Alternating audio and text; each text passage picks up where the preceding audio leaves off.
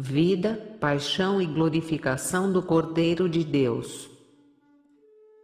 As Meditações de Ana Catarina Emmerich, 1820 a 1823.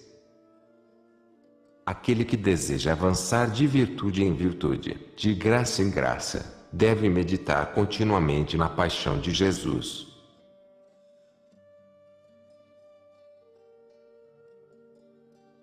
Não há prática mais proveitosa para a inteira santificação da alma do que a frequente meditação nos sofrimentos de Jesus Cristo. São Boaventura, Mir Editora, São Paulo, 2004.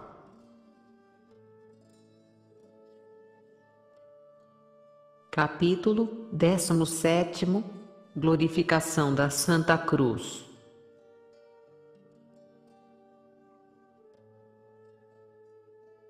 Parágrafo 1º. Vitória e conversão de Constantino. Entre perseguições e sofrimentos, propagavam os apóstolos e discípulos de Jesus a doutrina do Filho de Deus crucificado, a qual era um escândalo para os judeus e uma tolice para os gentios. Propagavam-na pelos países longínquos, provavam-na por milagres e confirmavam-na pelo sangrento martírio. E como eles, muitos outros fiéis pastores e nobres filhos da Igreja, de ambos os sexos e todas as idades e classes, sofreram pela santa fé as mais atrozes torturas e a morte mais cruel, perseguidos sem trégua por pagãos e judeus, durante 3 séculos. Imenso era o número dos mártires no vasto Império Romano, onde os imperadores pagãos faziam todos os esforços para exterminar inteiramente a doutrina cristã. Mas não conseguiram este fim de modo algum. Ao contrário, a Igreja tornava-se cada vez mais forte nas prisões em que a tinham metido, e a honra e glória do Filho de Deus, morto no madeiro da ignomínia, propagava-se cada dia mais. Afinal, chegou o tempo em que a Igreja devia achar a paz tão almejada.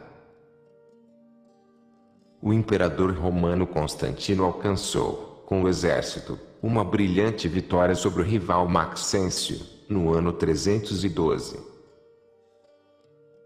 O exército de Constantino combatia sob a bandeira da cruz, que lhe aparecera nas nuvens do céu, com a inscrição, in vox signo vinces, isto é, por este sinal vencerás.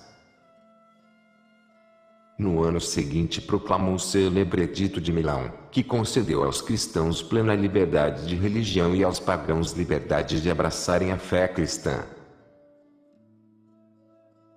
É verdade que o imperador não se tornou logo cristão fervoroso e a liberdade da Igreja deixava de ser perfeita. Constantino tinha sem dúvida grande confiança no sinal da Santa Cruz, em consequência de várias aparições, diz a serva de Deus, e mandou, com grande veneração, levar a santa insígnia como uma bandeira, na frente do exército, mas fazia-o mais por simples superstição, como hoje muitos andam com amuletos, sem por isso serem piedosos. Acreditava que o sinal da cruz o auxiliava e considerava Cristo como um Deus, entre os outros deuses pagãos. Deste modo fazia muito mal, apesar da boa vontade, também perseguia em muitas coisas os cristãos, porque se deixava enganar e venerar a cruz apenas como sinal de vitória e de boa sorte. Também o Papa Silvestre e muitos sacerdotes eram obrigados a esconder-se-lhe, procuraram um esconderijo na caverna de um monte. Assim continuou, até que Deus o castigou, tomou-se o morfético e os sacerdotes pagãos aconselhavam-lhe banhar-se em sangue de crianças. Horrorizado, mandou chamar à sua presença o Papa Silvestre, para instruí-lo na sua doutrina cristã. Aceitou uma penitência de 7 dias e depois vi que o Papa Silvestre o batizou. Desceu com o corpo inteiro na água e saiu perfeitamente curado da lepra. Conhecendo assim bem a doutrina cristã e o respectivo valor, mandou um mensageiro, com uma carta, a mãe, anunciando-lhe que se tornara cristão e fora curado da lepra, que viesse, para se tornar também cristã. A mãe, Helena, pouco sabia da fé cristã. Tendo ouvido que meu filho de Deus descer à terra para a salvação dos judeus, tinha grande veneração e desejo do Messias. Por isso tinha o povo judeu por um povo escolhido e travou relações com os judeus sábios. Quando Isa anunciou que o imperador se tornara cristão, muito assustados, começaram a lamentar alto. Respondeu por isso ao filho que se estava resolvido a abandonar o paganismo, teria sido melhor abraçar a religião dos judeus. O imperador disse ao Papa, que o aconselhou a mandar vir a mãe, com sábios judeus, a Roma, para disputar com ele. Constantino escreveu-lhe ela, percorrendo o país, procurou os mais sábios judeus e embarcou, com 2 dos mais sábios, para Roma. Além destes, assistiram muitos judeus a essa disputa e 2 filósofos pagãos como juízes. Vi, porém, que Silvestres refutou todas as objeções e que Helena e os 2 judeus se tornaram cristãos e voltaram a Jerusalém, para procurar a Santa Cruz.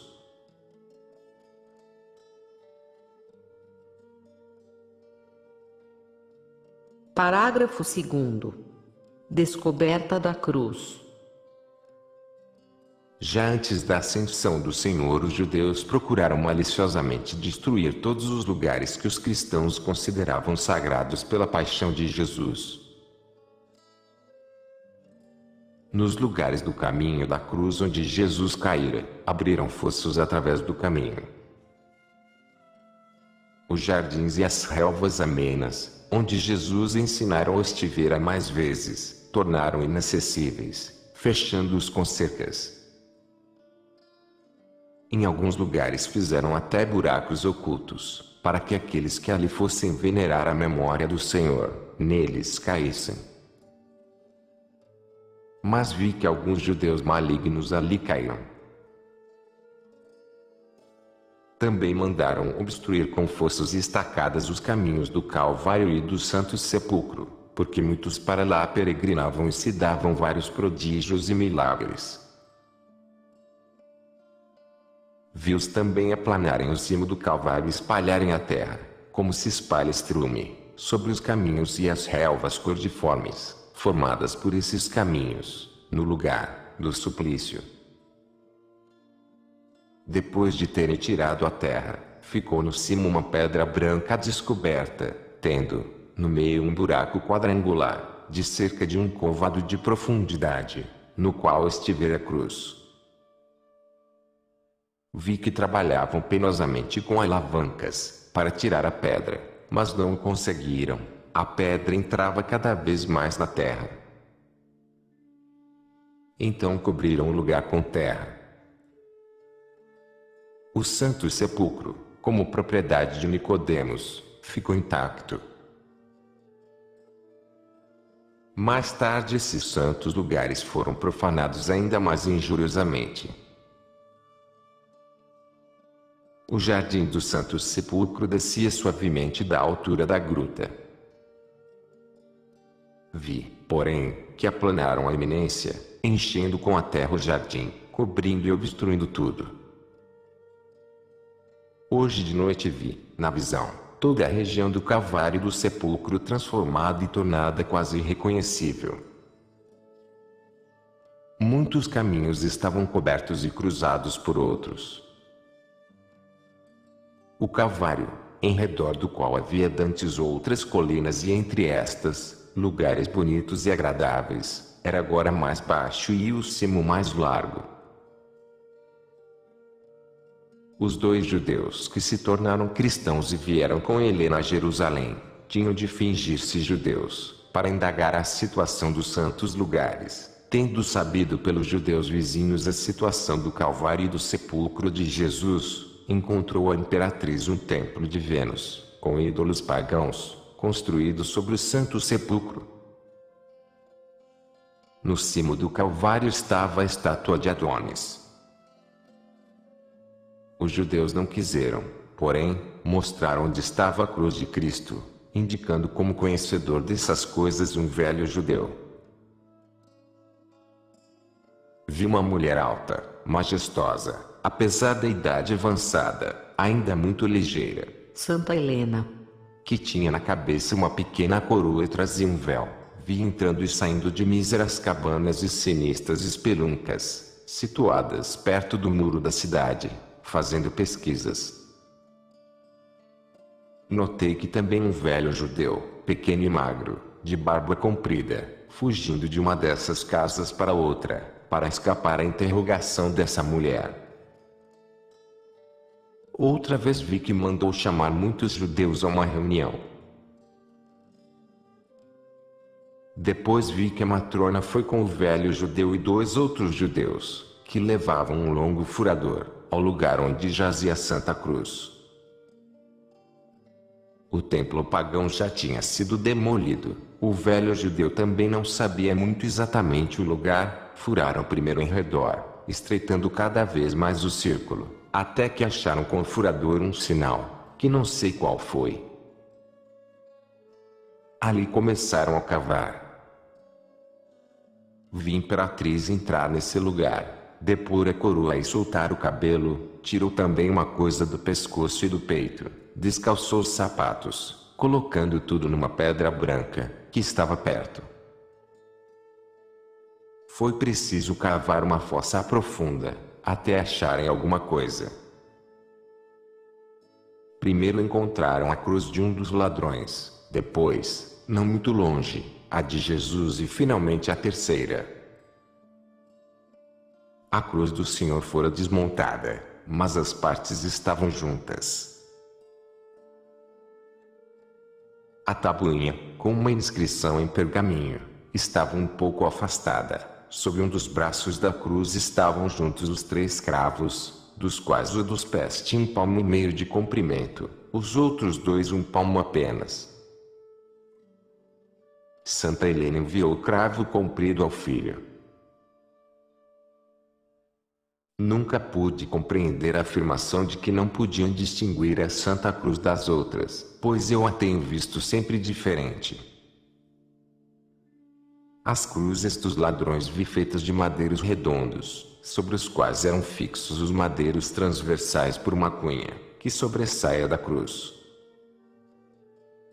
A cruz do Senhor, porém, fora feita de madeiros quadrangulares, mais targos que grossos e bem aparados, os braços estavam encaixados.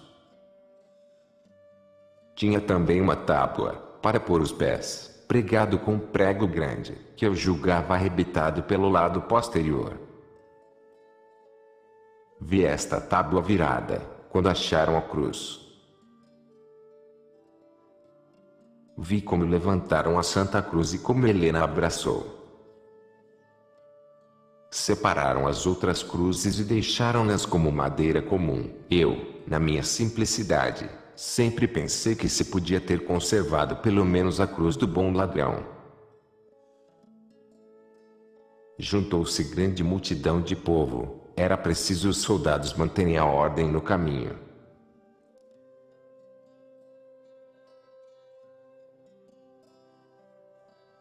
Parágrafo 3º. O triunfo da Santa Cruz. Vi que levaram a Santa Cruz numa grande procissão e que traziam coxos e enfermos, conduzindo-os pelos braços ou transportando-os em padiolas e que foram todos curados, ao passar a Santa Cruz. Creio que o povo não tomava esses milagres como sinais para distinguir a cruz das outras, mas apenas como confirmação de que era realmente a cruz do Senhor. O velho judeu tomou-se também cristão e grande venerador da Santa Cruz. Trazia sempre o sinal da cruz sobre o lado direito do manto. Mais tarde se tornou bispo de Jerusalém. Vi que Helena pediu e recebeu o santo batismo e mandou demolir o templo pagão sobre o Santo Sepulcro. No princípio recusavam os judeus começar o trabalho, mas desencadeou-se uma tremenda tempestade, que levou todo o entulho e virou muitas das casas dos judeus construídas em redor. Os judeus, porém, tomados de veemente terror, começaram todos a trabalhar com todo o esforço. A primitiva entrada do sepulcro não foi mais aberta, mas outra ao lado. Vi depois Santa Helena, que naquele tempo contava 50 anos, ocupada em dirigir a construção de uma grande igreja. A Igreja do Santo Sepulcro. A igreja cristã fora até então a de Sião, onde havia sido instituído o Santíssimo Sacramento. Helena mandou pôr uma parte da Santa Cruz num relicário precioso e entregou a Macário, então bispo de Jerusalém. Quando, no ano 614, o rei da Pérsia, Osroes II, conquistou Jerusalém, levaram os vencedores essa parte da cruz, como espólio, para a Pérsia. Só após uma guerra de 12 anos, em que o imperador Heraclito venceu os persas, voltou a Santa Cruz à Igreja do Santo Sepulcro, em Jerusalém. Outra parte da Santa Cruz foi levada pela Santa para Roma, onde foi entregue à Igreja da Santa Cruz, edificada por Santa Helena, na qual esta santa relíquia ainda hoje é conservada e venerada. A cruz, outrora sinal de ignomínia e de desprezo, tomara-se sinal glorioso do triunfo e da vitória que o cristianismo alcançara sobre o paganismo e que depois se estendeu aos países do sul da Europa e do norte da África e mais tarde também ao norte e leste da Europa. Armados com a cruz venturosa, partiam nos séculos seguintes, até o nosso tempo, inúmeros missionários, cheios de amor de Deus e zelo pelas almas, indo a toda a parte da terra, até aos povos mais longínquos da África, Ásia, América e Austrália, para eles levar o evangelho da fé e granjear para o Salvador do mundo novos servos, que o adorassem, amassem e glorificassem. Assim contribuíam e contribuem para o cumprimento da palavra de São Paulo, o Salvador.